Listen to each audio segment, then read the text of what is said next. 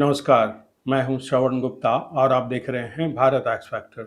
आपको याद होगा पिछले दिनों मैंने एक वीडियो बनाया था, उसमें मैंने ये बात कही थी कि विपक्षी दल के नेता खासकर कांग्रेस के राहुल गांधी जो जैसी बातें करते हैं, उसमें जो है वो स्वाभाविकता और सहजता से कोसों दूर होती है। अगर आप उसे तर्क की कसौटी पर कसें, तो उसमें आपको कुछ नज़र नहीं आएगा। एक एक सामान्य बुद्धि से जो चीज़ें समझ में आ जाती है, उससे बहुत दूर जाकर वो बातें करते हैं। तो उसमें मैंने बताया था, उस दिन मैंने बहुत नहीं बताया था इसके बारे में, लेकिन मैंने कहा था कि ये राहुल गांधी जो है, जानबूझकर ऐसी बातें करते हैं, क्योंकि वो जो बातें करते हैं, उसका एक बहुत बड़ा ऑडियंस है पूरे हिंदुस्तान में, जो उनकी बातों को पकड़ता है, फिर उसकी जुगाली करता है। जुगाली करता है का मतलब है, फिर उसे वो फैलाता है।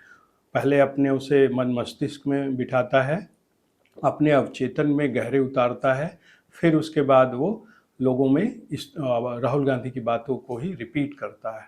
तो राहुल गांधी जो है जानबूझकर इस तरह की बातें करते हैं। उसमें सबको ये समझ में आता है कि जो बातें आसानी से समझ में आ जा रही है, उसके उलट जाकर जो है राहुल गांधी के ऐसे ये बयान होते हैं। तो आज इस पर मैं डिटेल इसलिए बात कर रहा हूँ क्योंकि कल कल यानी कि 3 जून को भोपाल में अपने मेरे ख्याल से अपने कार्यकर्ताओं की सभा के बीच जो है, उन्होंने फिर ट्रंप को बीच में लाते हुए नरेंद्र मोदी, पीएम नरेंद्र मोदी का मजाक उड़ाया है। और जिस तरह की भाषा का उसमें उन्होंने इस्तेमाल किया है, वो बिल्कुल सड़क छाप है, बिल्कुल घटिया है और बहुत ही बेहूदी तरीके से उन्होंने जो है पीएम मोदी का मजाक उड़ाया है। और एक प्राइम मिनिस्टर के लिए ऐसी भाषा, कोई भी सभ्य आदमी, किसी भी दल का प्राइम मिनिस्टर हो, किसी भी पार्टी का नेता हो, ऐसी भाषा जो है आज तक हिंदुस्तान में यूज़ नहीं की गई है। तो कल जो उन्होंने कहा, अगर आपने देखा होगा टीवी चैनलों पे, उन्होंने कहा कि भाई ट्रंप ने जो है मोदी को फ़ोन किया और ऑपरेशन सिंदूर में जो भारत ने हिट किया था पाकिस्तान को, अ, तो उन्होंने जो है कहा कि नरेंद्र सरेंडर, और इस तरह से उन्होंने, और उनके चेहरे पे है इसमें घृणा का इतना भाव उभर आता है कि आपको वो दिखता है। इसमें वो एक नेता जो दूसरे विपक्ष के अपने नेता के बारे में बोलता है, विरोधी नेता के बारे में, वो भाव तो है, लेकिन इसके साथ एक अतिरिक्त भाव उनके चेहरे पे दिखता है, जो कि घृणा, नफरत का भाव दिखता है। उनका चेहरा ठहर जाता है, मतलब कि, और पूरी घृणा का जो एक उबाल होता है, एक जो ठहराव होता है, वो चेहरे पे उनके जमा हो जाता है। और फिर उसी भाव में वो कहते हैं कि नरेंद्र सरेंडर, तालियां बजती है, शोर उठता है सभा से। और फिर जो है वो एक एक तरह से जो है वो अपने कार्यकर्ताओं के साथ जो है अपनी बातों के जरिए जो है वो एक तरह से घुल मिल जाते हैं कि नरेंद्र सरेंडर। ये उन्होंने कहा कि मोदी को सॉरी, ट्रंप का इस तरह से फ़ोन आया था और फिर उन्होंने जो है सीज फायर किया, सरेंडर किया। और फिर वही तमाम बातें उन्होंने जो है दोहराई, जो कई दिनों से ऑपरेशन सिंदूर होने के समय से वो कहते चले आ रहे हैं। तो ये जो मैं आपको बता रहा हूँ कि ये राहुल गांधी ऐसा क्यों करते हैं, पिछली बार मैंने थोड़ा सा बताया था। तो ये दरअसल इसलिए होता है कि जो जो आदमी, जो हिंदुस्तान में जो आदमी नरेंद्र मोदी को पसंद नहीं करता है, अपने अलग अलग कारणों से, उसमें कई तो व्यक्तिगत और आर्थिक कारण होते हैं।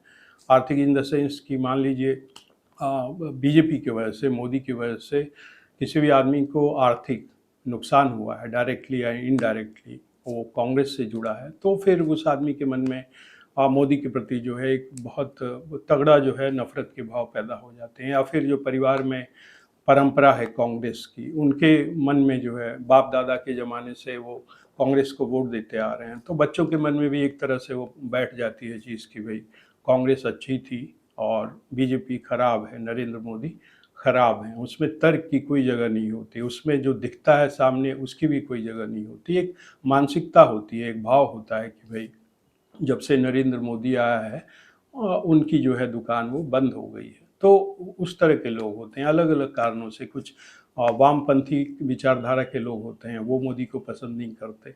तो ये तमाम कारण होते हैं और इन कारणों में आप खोजेंगे तो कहीं कोई तर्क नहीं होता, मतलब कि सिर्फ भाव एक होता है, वो नफरत का भाव होता है। तो ऐसे तमाम हैं हिंदुस्तान में लोग। तो जब राहुल गांधी कोई बात करते हैं तो वो अपने उसी ऑडियंस के लिए करते हैं ऐसी बात, ताकि वो खाली ना बैठा रहे।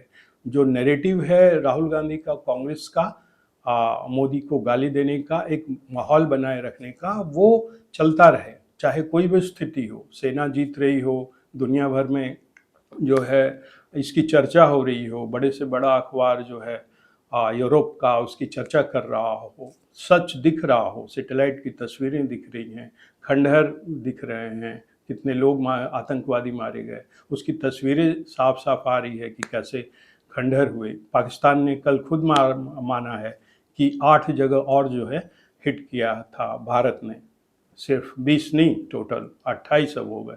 मतलब 9 तो आतंकवादियों के ठिकाने हुए जो ध्वस्त हुए, जिसकी तस्वीरें आई सैटेलाइट से, 11 उनके एयर बेसिस हुए पाकिस्तान के, और अब जो है पाकिस्तान ने कहा है कि नहीं 8 और जगह हैं जहां हमें हिट किया है भारत ने। ये बातें उसने अपने डोजियर में कही हैं। उनके जो विदेश मंत्री हैं बिलावल भुट्टो, वो तमाम जगहों पर जाकर डोजियर दे रहे हैं और इन बातों का जिक्र है डोजियर में कि टोटल 28। तो ये सारी चीज़ें दुनिया के सामने आ रही है, पब्लिक जो है, जनता देख रही है उसे। लेकिन राहुल गांधी इन सब से अनजान, जानबूझकर जो है वो इस तरह का नैरेटिव खड़ा करते हैं। पीएम मोदी के लिए इस तरह की भाषा का, ओछी भाषा का इस्तेमाल करते हैं, सड़क छाप बिल्कुल भाषा का इस्तेमाल करते हैं।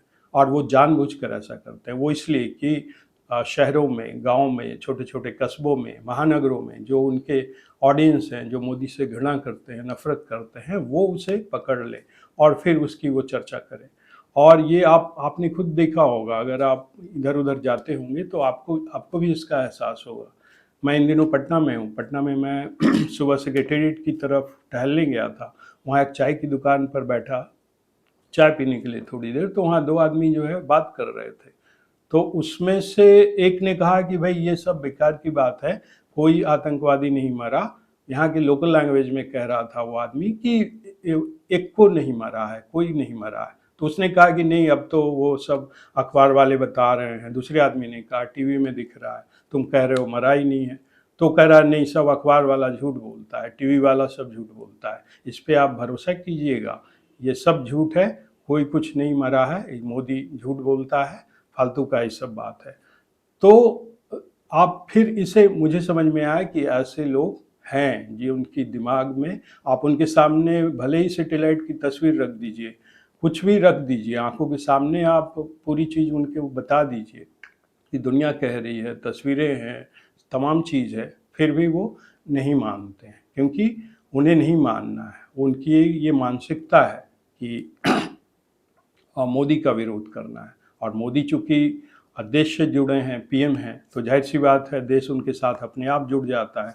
तो मोदी से आप अगर घृणा करेंगे, मोदी के बारे में उल्टी सीधी बातें करेंगे, तो जाहिर सी बात है कि उसका एक हिस्सा देश के खिलाफ जाएगा ही जाएगा, क्योंकि मोदी को देश से आप अलग नहीं कर सकते। आप एक के खिलाफ बोलेंगे तो उसके साथ जो चीज़ लगी है उसके खिलाफ वो सहज ही वो बात जो है उसके खिलाफ भी चली जाएगी। तो ऐसी बातें अक्सर देश के खिलाफ भी चली जाती है, जो ये लोग मोदी के खिलाफ बोलते हैं।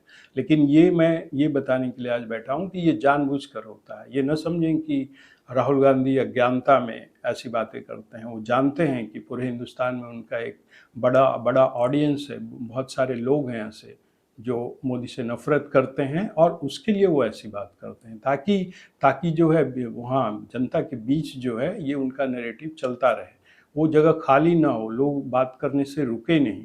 और बात क्या करें, जो राहुल गांधी कहते हैं। अब जब उन्होंने कहा कि भाई ट्रंप ने कहा सरेंडर मोदी, नरेंद्र सरेंडर, तो जाहिर सी बात है अब उनका जो ऑडियंस है इस बात को पकड़ेगा पूरे हिंदुस्तान में और बातें फैलाएगा, बातें करेगा, और एक तरह से जो है राहुल गांधी के पक्ष में, कांग्रेस के पक्ष में जो है हवा बनाए रखेगा।